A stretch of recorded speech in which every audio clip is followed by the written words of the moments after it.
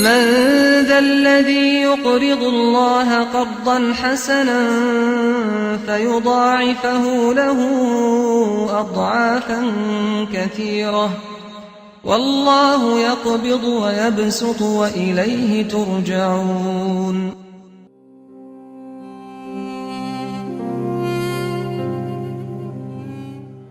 بناوی خوای بەخشندەی میهرەبان سڵاوتان لێبێ ڕۆژ و گران و بینەرانی بەڕێز. بەرنامەی بەخشین هەمیشە بە بەخشندەی ئێوە بە هاوکاری و دەستگیرەکانی ئێوە شار بە شار و دێ بەدێ ئەگەڕێت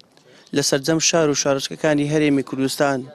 بۆ دڵخۆشکردنی هەژارێک و نەدارێک و منداڵێکی بێ باو. بەرنامەی بەخشین ئەمڕۆ لە دەڤەری بادینان 100 خانەوادە بەسەر دەکاتەوە بە دابەشکردنی خۆراک و پێداویستی ڕەمەزان بەسەریاندا بۆ ئەوەی بەشێک لە مەینەتی و ناڕەحەتی و ناسۆرەکانیان کەم کاتەوە. ئومێد دەکەین بە هاوکارەکانی ئێوە بتوانین دڵی خەڵکانی خۆش بکەین بە دابەشکردنی خۆراک لە دەڤەری بادینان. چەند ساتێک لەگەڵمانە.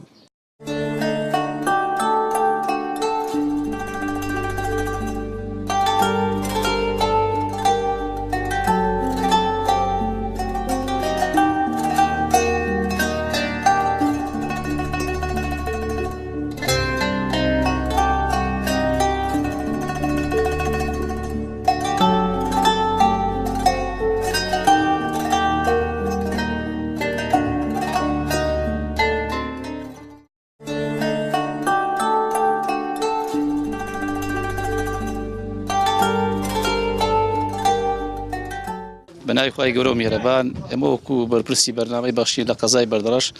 بە خێراتنیشی گەرمی ئەوەی بەڕێز دەکەین و سوپاسی بەرنامەی بەخشین دەکەین لە بەڕێوەبەر و لە ستاف و خوا پاداشتی خێریان بداتەوە. ساڵانە ئێمە تقریبان 100 کارتۆ لە ئازوقە دابەش دەکەین بە سەر فەقیر و هەژاراندا بەڕاستی جێگای دەستخۆشی و دڵخۆشیە دوعای خێریان بۆ دەکەین. ئێمڕۆ هاتووتنە ئەو دەڤەرە و برا بەڕێزانە کە بەڕاستی ئەو ئازوقەی ئامادە کردووە بە ئەو خەڵکی دابەشی دەکەین لە 100 کارتۆن پێکاتوە ئەویش بەسەر فەقیر و هەژاران دابەش دەکەین و داواکارین لە خێرخوازان زیاتر هاوکاری بەرنامەی بەخشین بکەن بۆی زیاتر ئەو بەرنامەیە بەردەوام بێ و هاوکاری یەتیم و فەقیر و نەبووان بکەین. ئێوە لەسەر چ ئەساسێک ئەو ناوانتان نووسیەوە خەڵکانەکەن کە ئەم خۆراکان بەسەر دابەشەکەن لەم سنوورێ؟ ئێمە زیاتر لەسەر ئەوەی بەڕاستی کە ئەو خەڵکی زیاتر نەبووە دایک یەتیم ئەو خەڵکی هەژارە بێ ئیشە بەڕاستی لەو کاتی کە موسەنیە و ئیش و کار نیە و نەبوونیە لایەن خەشیوە ئێمە شەستانی بۆ کارە بەڕاستی جێگای دڵخۆشیە. ساڵانە لە مانگی ڕەمەژان بەرنامەی بەخشین ئەو پرۆژانەی هەیە.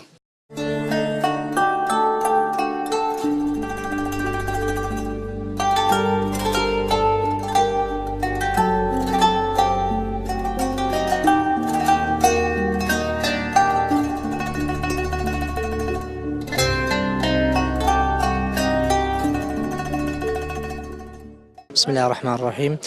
سەرەتا بەناوی خۆمان و شارۆچکەی بەرینان و خەڵکی ئەو دەڤەرە زۆر بە خێراتنی بەرنامەی بەخشین دەکەین. هیواداری نمونەتان زۆر و ئەمساڵتان زۆر بی کە لە کاتی خۆ لە وەختی خۆی بووە بۆ پێشکەشکردنی ئەو هاوکاری خوا جەزاتان باتەوە لەبەر ئەوەی ئەو هاوکارە هاوکاتە لەگەر دوو کێشەی سەرێکی یەکەمیان هەم قەیرانی دارایی کات ڕوبەڕووی ئەو خەڵکە بۆتەوە بێ موچەیە و بێکاریە و دووەمیشان هەم سەرەتایە لەخۆ هاوکاتە لەگەڵ نزیکبوونەوەی مانگە ڕەمەزانی پیرۆز خوا جەزاتان باتەوە ئەمثالتان زۆر کە هیوادارم هەموو دەڤەرەکانی ئەم دەوروبەرە و دەڤەرەکانی کوردستان لە یاد نەکەن و دەستی هاوکاریان بۆ درێژکەن و خوا جەزاتان باتەوە. بەخشین خێرخوازانی خۆشەویست لە ڕێگەی ئەم ژمارە تەلەفۆنانەوە دەتوانن پەیوەندیمان پێوە بکەن و ببەخشن تا بەخشین بەردەوام بێ. بەخشین 0770 961 11 0770 961 35 0750 723 25 55. ئێمە زۆر سپاسی بەرنامە بەخشین دەکەن کە ئەو خواردانەی بەسەر ژارەکان دابەش دەکەن و لە منتیقەی ئێمە زۆر کەشەیە ژارە زۆر سپاسیان دەکەن کە ئەو خواردانە بەسەر ئێمە دابەش دەکەن. تا ڕێدەیەک زۆر دڵمان پێخۆشە. زۆر سپاسیان دەکەن بۆ ئەو بەرنامەی کە هاتنە بۆ گوندەکەمان.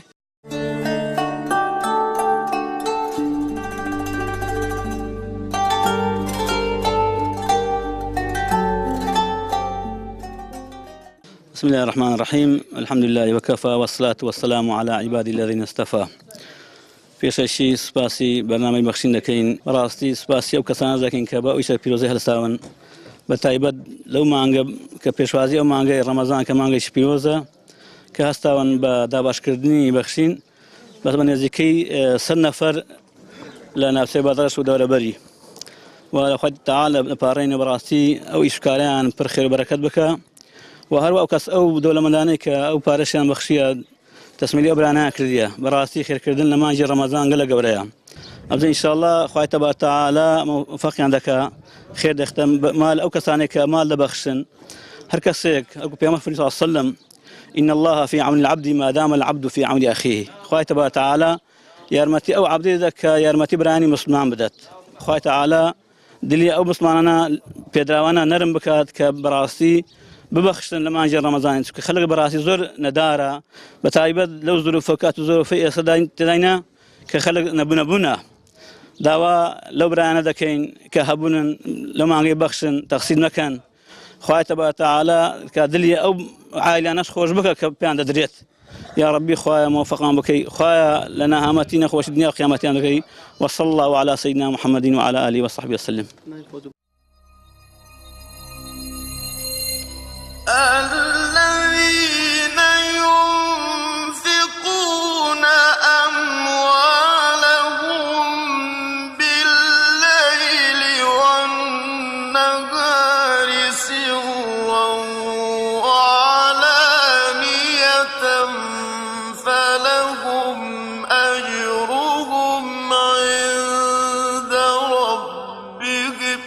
فلهم أجرهم عند ربهم ولا خوف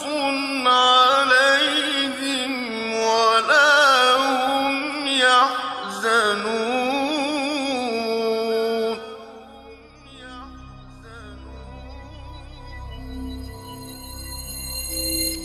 ئەوانەی کە ماڵ و دارایی خۆیانە بەخشن بە شەو و بە ڕۆژ بە پەنهانی و بە ئاشکرا ئەوانە هەر پاداشتیان لای پەروەردگاریانە و هیچ ترسێکیان نییە لە داهاتوودا و ئەوانە خەفەتبار نابن بۆ ڕابردوو. بەناوی خودای گەورە و میهرەبان سەلات و سەلام لەسەر ڕەسوول الله بێ ئێوەش بەخێر بێن سەر چاوان دەستخۆشی لە بەرنامەی بەخشین دەکەین کە بەرنامەیەکی خێرخوازیە بێبێ جیاوازی لۆ فەقیر و هەژاران و کەم ئەندامان و خاصن لە مانجی ڕەمەزانەوە یەکەکە لە ئەرکەکانیان لە مانجی ڕەمەزان تەوزیع دەکەن و ئینشاءالله لە پاشان هێشتان تشت تەوزیع دەکرێت خوا دەفەرمێ سەدەقە و خێر بکەن ئەی ئیمانداران پێشی ڕۆژێکدا بێ نەتوانن سەدەقە و خێر بکەن بەڕاستی هەر کەسێک پێغەمبەری خوا دەفەرمێ صلی الله عليه وسلم لە ڕۆژی قیامەتدا لە من سێبەری سەدەقەکەی خۆیتی الصدقة تطفئ الخطيئة كما يطفئ الماء النار پێغەمبەری خوا دەفەرمێ صلی الله عليه وسلم هەر کەسێک سەدەقەیەک بکە خوای گەورە گوناحەکانی ڕەش دەکات و ئاو ئاگر ینی دەکوژێنەوە ئەو هانێ گوناحەکانی نایەلی بەڕاستی پێویستە هەمومان خێر و سەدەقە بکەین و خاصن لە مانجی ڕەمەزان مانگێکی خێرە خوای گەورە پاداشی هەموو لایەک بداتەوە خوای گەورە دلی دەوڵەمەندەکان هەمووی فراوان بکە ئینشاءالله لە فەقیر و هەژاران وەلەو مانگەی هەر خێرێک بە عەفتا خێریە و خێریش یەک بەدەیە خوای تەبارەک و تەعالە پاداشی هەموو لایەک بداتەوە ئینشاءالله زۆر بەخێر بێن سەر چاوان بەخێر هاتنی هەموو لایەکتان دەکەین خوا خێری هەموو لایەکتان بنووسی و خوا خێری ئەو کەسانش بنووسی کە یارمەتی بەرنامەی بەخشین دەدەن سەلام عەلەیکوم وەڕەحمەت الله وبەرەکاتوه بەخشین سەرەتا بەخێرهاتنی بەرنامی بەخشین دەکەم بۆ دەڤەری بادینان کە هەستان بەو خێرە چاکەیە بۆ کارە چاکەیە فەقیر و هەژارەکانی لای ئێمان بەسەر کردەوە ئێمە زۆر سوپاسیان دەکەین بەڕاستی زۆر پێویستی بەو هاوکاریانە هەیە چونکە لە سەردەمی ئەو قەیرانیەیە چونکە خەڵک ئێستا کە زۆر نەهامەتیە وەزعەکە زۆر شپرزەوە بەڕاستی خەڵک زۆر پێویستی بەو هاوکاریان هەیە زۆر سوپاسیان دەکەین زۆر سوپاسی بەنامی بەخشین دەکەین یارمەتی هەژارانی زۆری داوە